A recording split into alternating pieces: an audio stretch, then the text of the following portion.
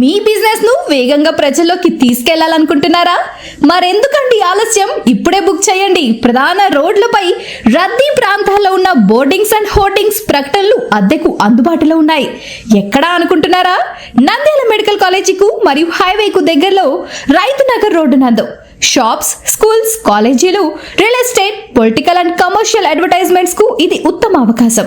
మీ ప్రకటనకు ఎక్కువ విజిబిలిటీ, తక్కువ ఖర్చు, ఎక్కువ రీచ్. వివరాల కోసం ఇప్పుడే సంప్రదించండి 9392222938. మీ బ్రాండ్ కు సరైన గుర్తింపు మా బోర్డింగ్స్ తో సాధ్యం.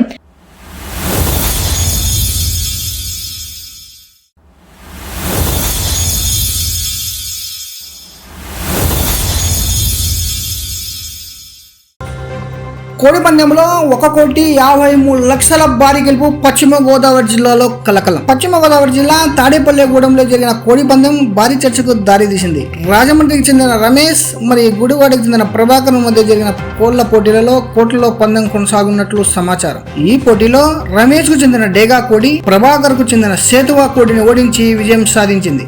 భారీ మొత్తంలో పందెం కొనసాగడంతో ఈ పోటీలో రమేష్ మొత్తం 1,53,00,000 వరకు గెలుచుకున్నట్లు స్థానికులు చెబుతున్నారు.